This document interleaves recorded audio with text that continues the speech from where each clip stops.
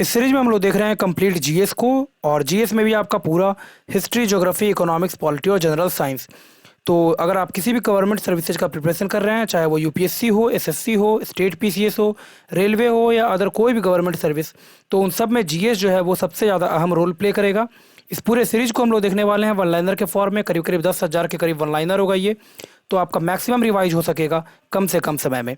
पूरे का पूरा जो ये प्लेलिस्ट है उसका जो लिंक है वो नीचे डिस्क्रिप्शन बॉक्स में भी दिया जा रहा है, ताकि आपको ढूंढने में ज़्यादा समय बर्बाद नहीं हो। आप वहाँ से जाकर के पूरे के पूरे इस प्लेलिस्ट को देख सकते हैं। तो अगर आप चैनल पर नए हैं तो इसको सब्सक्राइब कीजिए और प्रेस कीजिए बेल आइकन को, ताकि जो नोटिफिकेशन है आगे आने वाले वीडियोज़ का वो आपको सही समय पर मिलता रहे। स्टार्ट करते हैं हम लोग फिर।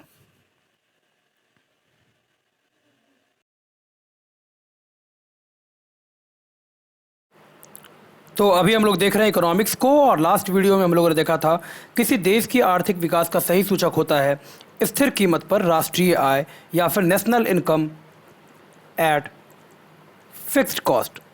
आगे मूव करते हैं। तो आज का जो ये अभी का जो सेशन है वो बहुत ज़्यादा इंपॉर्टेंट होने वाला है। इसमें हम लोग जो नेशनल इनकम है उसको देखने वाले हैं कंप्लीट। तो किसी देश की आर्थिक सीमा में स्थित निवासियों तथा गैर निवासियों द्वारा अर्जित आय को क्या बोला जाता है? घरेलू उत्पाद। आर्थिक सीमा में स्थित निवासियों तथा गैर निवासियों दोनों के द्वारा, तो इसमें इंपॉर्टेंट हमको क्या रखना है? घरेलू उत्पाद जो है वो बराबर किसके होगा? निवासी और जो गैर निवासी दोनों हैं उन दोनों का कंट्रीब्यूशन होगा घरेलू उत्पाद में। किसी देश की आर्थिक सीमा के भीतर तथा बाहर निवासियों द्वारा अर्जित आय को क्या बोला गया? राष्ट्रीय उत्पाद। किसी देश की घरेलू सीमा के भीतर स्थित निवासी उत्पादक तथा गैर निवासी उत्पादक इकाइयों के द्वारा एक साल में उत्पादित सभी वस्तुओं और सेवाओं का अंतिम जो मौद्रिक मूल्य है वो कहलाता है सकल घरेलू उत्पाद। निवासी उत्पादक तथा गैर निवासी उत्पादक इकाइयों के द्वारा एक साल में उत्पादित सभी वस्तुओं और सेवाओं का अंतिम मौद्रिक मूल्य। तो ये डायरेक्ट डेफिनेशंस पूछेगा सकल घरेलू उत्पाद का। तो या फिर जो भी सकल घरेलू उत्पाद या फिर नेट नेशनल प्रोडक्ट या फिर आपका डिप्रिसिएशन घटाने के बाद क्या निकलेगा, तो ये सब कुछ आज हम लोग डिस्कस करने वाले हैं। तो किसी देश की घरेलू सीमा के भीतर स्थित निवासी उत्पादक तथा गैर निवासी उत्पादक इकाइयों के द्वारा एक वर्ष में उत्पादित सभी वस्तुओं और सेवाओं का अंतिम मौद्रिक मूल्य कहलाता है सकल घरेलू उत्पाद या फिर ग्रॉस डोमेस्टिक प्रोडक्ट। नेक्स्ट है, देश की आर्थिक वृद्धि की सर्वाधिक उपयुक्त माप है सकल घरेलू उत्पाद, ग्रॉस डोमेस्टिक प्रोडक्ट। अर्थव्यवस्था की वृद्धि दर है जीडीपी में होने वाला वार्षिक प्रतिशत परिवर्तन।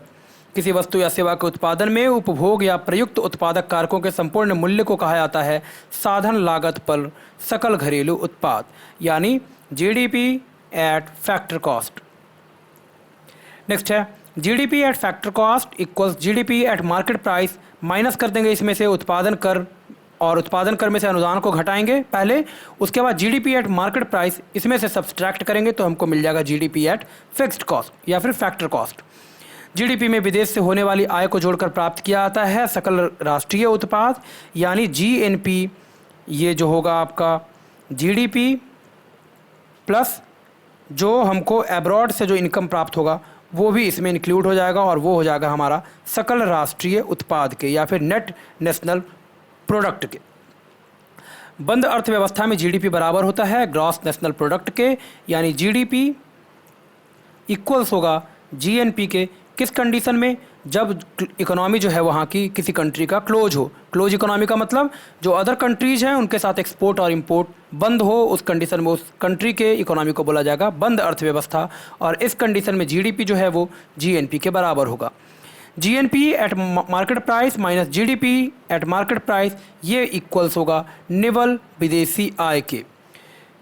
जीडीपी एट फैक्टर कॉस्ट, इसमें से डिप्रिसिएशन अगर घटा देंगे तो हमको मिल जाएगा एनडीपी एट फैक्टर कॉस्ट, यानी जब कभी भी डिप्रिसिएशन को घटाएंगे तो हमको मिलेगा नेट।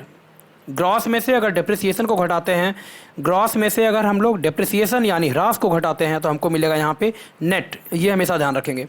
तो GDP at factor cost minus depreciation या फिर ह्रास, ये होगा equals net domestic product at factor cost के। नेक्स्ट है, gross national product at factor cost minus depreciation, ये हो जाएगा net national product at factor cost. G में से डी को घटाएंगे तो क्या मिलेगा? N, net. एनएनपी इक्वल्स किसके हो जाएगा? Net national product equals GNP minus depreciation. और एनएनपी इक्वल्स होगा जीडीपी में अगर विदेश से होने वाली आय में से अगर मूल्य ह्रास को घटा दें, डिप्रिसिएशन को, तो उस कंडीशन में हमको मिल जाएगा एनएनपी। यानी एनएनपी निकालने का दो फॉर्मूला है, जीएनपी माइनस डिप्रिसिएशन या फिर जीडीपी, इसमें विदेशों से होने वाली आय को जोड़ दीजिए और उसमें से अगर डिप्रिसिएशन को घटाइएगा तो आपको मिलेगा नेट। किसी भी अर्थव्यवस्था की राष्ट्रीय आय है net national product. Net national product या फिर एनएनपी को देश की कुल आबादी से भाग देने पर मिलता है देश का प्रति व्यक्ति आय या फिर पर कैपिटा इनकम। साधन लागत पर राष्ट्रीय आय बराबर होता है नेट नेशनल प्रोडक्ट माइनस अप्रत्यक्ष कर, और इसमें सब्सिडी को ऐड कर दीजिए तो उस कंडीशन पे आपको मिल जाएगा फैक्टर कॉस्ट पे नेशनल इनकम। मूल कीमत, ये क्रेता से प्राप्त कीमत में से उत्पादन पर कर, इसको घटा दीजिए और इसमें जोड़ दीजिए सब्सिडी को तो आपको मिल जाएगा मूल कीमत। उत्पादन लागत पर निवल राष्ट्रीय उत्पाद है राष्ट्रीय आय के बराबर। उद्देश्यों की पूर्ति हेतु सीमित प्राकृतिक संसाधनों का कुशलतम उपयोग कहलाता है आर्थिक आयोजन। नेक्स्ट है इसके बाद राष्ट्रीय नियोजन समिति का गठन किया गया 1938 में। भारतीय राष्ट्रीय कांग्रेस के द्वारा जवाहरलाल नेहरू की अध्यक्षता में राष्ट्रीय नियोजन समिति कब इस्टेब्लिश हुआ? 1938। भारतीय राष्ट्रीय कांग्रेस के द्वारा इसको इस्टेब्लिश किया गया राष्ट्रीय नियोजन समिति को। अध्यक्ष कौन थे? जवाहरलाल नेहरू। इनकी अध्यक्षता में साल 1938 में इस्टेब्लिश किया गया राष्ट्रीय नियोजन समिति का। 1944 में 8 उद्योगपतियों के द्वारा बनाया गया बॉम्बे प्लान, ये था आपका इंपॉर्टेंट। बॉम्बे प्लान किसके द्वारा बनाया गया? 8 उद्योगपतियों के द्वारा, और ये कब बना? साल 1944 में। प्लान्ड इकोनॉमी फॉर इंडिया, ये पुस्तक लिखा गया एम विश्वेश्वरैया या फिर मोक्षगुंडम विश्वेश्वरैया के द्वारा। गांधीवादी योजना का संबंध है श्रीमन नारायण अग्रवाल से। जन योजना या फिर पीपल्स प्लान ये बनाया गया था एम.एन. रॉय के द्वारा। सर्वोदय योजना बनाई गई जयप्रकाश नारायण के द्वारा। नेक्स्ट है इसके बाद बोकारो आयरन और स्टील इंडस्ट्री की स्थापना हुई 1964 में तृतीय पंचवर्षीय योजना में। हरित क्रांति का जन्म, और दूसरा जो पंचवर्षीय योजना है वो आधारभूत उद्योगों के इस्टेब्लिशमेंट से संबंधित है, ये भी ध्यान रखेंगे हम लोग। हरित क्रांति का जन्म हुआ था तृतीय पंचवर्षीय योजना में। श्वेत क्रांति का प्रारंभ किया गया चतुर्थ पंचवर्षीय योजना में। कृषि वृद्धि दर सर्वाधिक रही चतुर्थ पंचवर्षीय योजना के समय में। गरीबी उन्मूलन तथा आत्मनिर्भरता की प्राप्ति लक्ष्य थी पांचवी पंचवर्षीय योजना की। अनवरत योजना या फिर रोलिंग प्लान लागू किया गया मोरारजी देसाई की सरकार के द्वारा। मानव संसाधन का विकास लक्ष्य था आठवीं पंचवर्षीय योजना की। राष्ट्रीय महिला कोष की स्थापना की गई साल 1993 में। प्रधानमंत्री रोजगार योजना की शुरुआत होती है 1993 में। नीति आयोग के गवर्निंग काउंसिल में शामिल होते हैं सभी राज्यों के मुख्यमंत्री और संघ राज्य क्षेत्र के उपराज्यपाल। सापेक्ष गरीबी मापा जाता है लॉरेंज वक्र और गिनी गुणांक के द्वारा। लॉरेंज वक्र का मान होता है 0 से 100 के बीच में। लॉरेंज वक्र पर आय की विषमता कम होगी यदि वक्र जो है वो पूर्ण समता रेखा के पास होगी, परफेक्ट इक्वालिटी के करीब होगा। आय के वितरण की विषमता मापी जाती है गिनी गुणांक के द्वारा।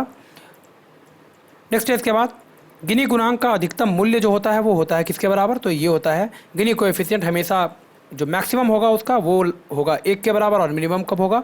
0 के बराबर, यानी 0 से 1 के बीच में लाई करेगा गिनी कोएफिशिएंट, और ये बताता है इनइक्वालिटी जो सोसाइटी में उस समय व्याप्त है। गिनी गुणांक में 100 से गुना करने पर प्राप्त होगा गिनी सूचकांक। वर्तमान में भारत में निर्धरता रेखा का निर्धारण किया जाता है नीति आयोग के द्वारा, और ये इस्टेब्लिश कब किया गया? साल 2015 में। किसको रिप्लेस करके? तो ये रिप्लेस किया गया था प्लानिंग कमीशन या फिर योजना आयोग को। Poverty and un-British rule in India, ये पुस्तक लिखा गया दादा भाई नौरोजी के द्वारा।